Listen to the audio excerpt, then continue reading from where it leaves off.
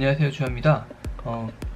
오늘은 이제 RC 공부편에 대해서 이제 찍을 건데, 우선 RC 공부를 되게 많이 하시죠? 근데 이제 RC 공부가 되게 지루한 공부인 것 같아요. 왜냐면 LC 같은 경우에는 정보를 들려주기 때문에 그냥 청력에만 의지해서 문제를 푼다면, RC 같은 경우에는 직접 읽고 그에 해당하는 거를 이제 맞춰야 되기 때문에 조금 더 힘들다고 생각을 해요. 피로도도 더 있고. 하지만 RC를 정말 잘해야지 토익의 고득점에 더 다가갈 수 있기 때문에 RC 공부를 정말 싫지만 토익 고득점을 받고 싶으신 분들은 하셔야 된다고 아마 다들 생각하실 거예요. 저는 첫 번째 토익 시험에서는 300대 중반을 받았고, 그리고 두 번째 시험에서도 300대 중반을 받았고, 이제 마지막 시험에서는 이제 450점을 받았어요. 저는 이제 LC 때부터 이제 말씀드렸지만 해커스에서 하는 이제 그 환급반을 해서 이제 중급반에 대한 책을 받아서 공부를 했습니다. 그래서 기본서로는 이 책을 공부했고요. 그리고 따로 산 개념서로는 이 책을 공부했습니다. 공부를 처음에 할 때는 문법 강의를 정말 다 들었던 것 같아요. 근데 진짜 많거든요. 아마 해보신 분들은 아시겠지만, 근데 제가 공부를 이제 하면서 느낀 거와 끝내면서 이제 느낀 게 뭐냐면, 정말 그 시간이 너무너무 아까웠어요. 진짜 필요 없는 거를 외우고 있고 공부하고 그거에 대해서 또 시간을 쓰고 또 막 안 외워지니까 그걸로 스트레스 받고, 그러한 정말 아까운 시간을 보내고 나서 시험을 끝냈죠. 근데 제가 만약에 다시 공부를 한다면은, 언젠가 다시 토익 점수가 필요해서 공부를 한다면은 저는 절대 그렇게 안 할 것 같아요. 기본적으로 이제 토익 공부를 하시는 분들은 약간 어떻게 공부를 하시는 게 제일 효율적이냐면은, 우선 파트 7에 대해서 공부를 정말 열심히 할 것 같아요.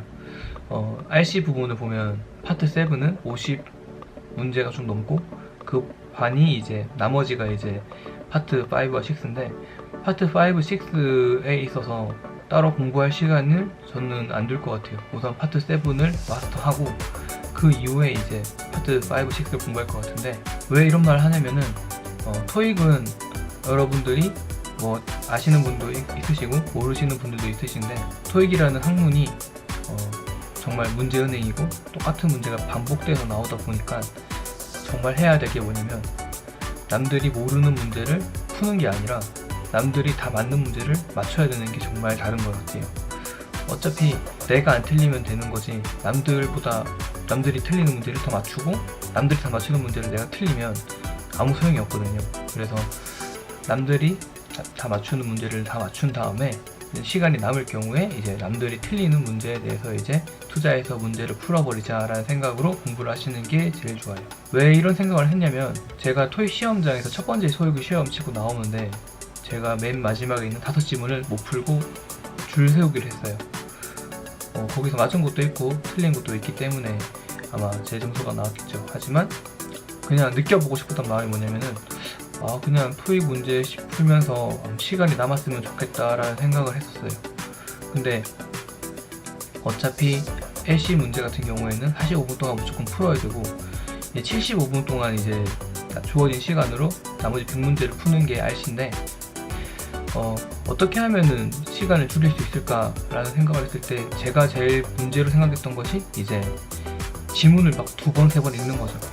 한 번 읽었던 걸 또 읽고 또 읽고 또 읽다 보니까 저기 누적되어서 이제 시간이 더 들어갔던 것 같아요. 그래서 당연히 시간이 부족해지고, 나중에 뒷지문은 당연히 시간이 부족해진 상태에서 이제 또 읽으려고 하니까 부담감은 커지고 해석은 다 안 되고, 그러면 당연히 정답이 좀 떨어지는 게 맞는 거죠.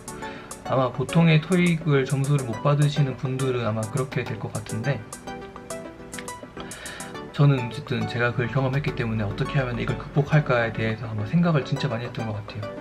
그래서 저는 첫 번째 시험을 치고 나서부터는 이제 문법 공부를 절대 안 했습니다. 왜냐면 할 필요가 없었거든요.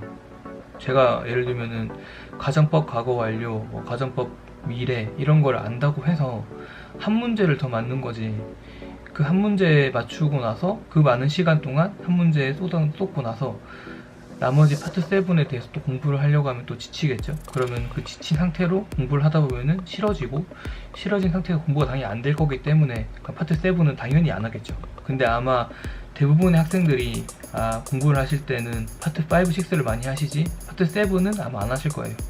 왜냐면은 많이 읽어야 되고 많이 하는 게 귀찮고 하기 때문에 안 하시다 보면은 당연히 이제 점수와는 거리가 멀어지는 거죠.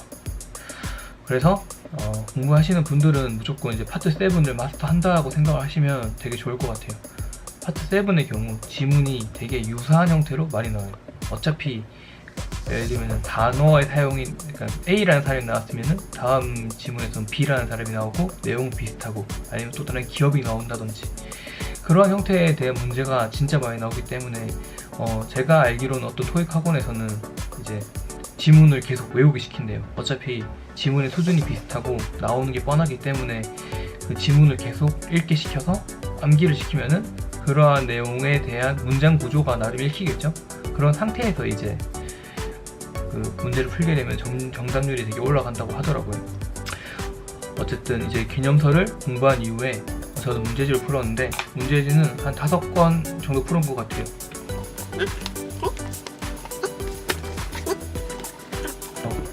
이 5권 문제를 풀는 데 있어서 토익을 약간 나름의 깨달음을 얻었는데, 우선 기본서를 공부하시고요. 그 다음에 문제집을 푸는데, 그 문제집을 푸는 데 있어서 문법이 나오겠죠. 그러한 문법을 이제 공부를 하시면서 채워나가시면 돼요.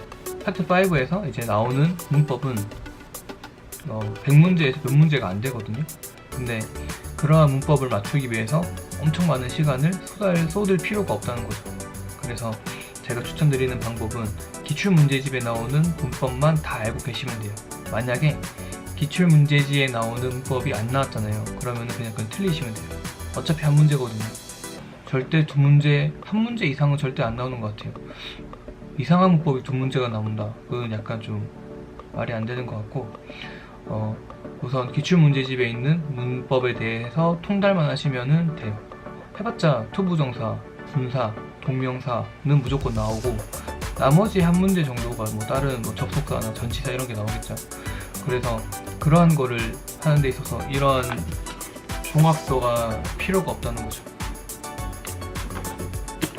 그래서 토익 공부하시는 분들은 우선 종합서에서 파트 7에 대해서 확실하게 이제 공부를 하시고요. 어떤 내용에 대한 지문이 나온다, 그리고 어떤 형식의 문제가 나온다, 이런 것들에 대해서 확실히 공부를 하신 다음에 이제 문제지로 돌아가셔서 문제를 푸시면서 부족한 문법을 채워나가시면 될 것 같아요. 이상으로 영상 여기서 마치겠고요. 더 좋은 영상으로, 더 좋은 내용으로 찾아뵙겠습니다. 구독과 좋아요 눌러주시고 다음에 또 뵙겠습니다. 감사합니다.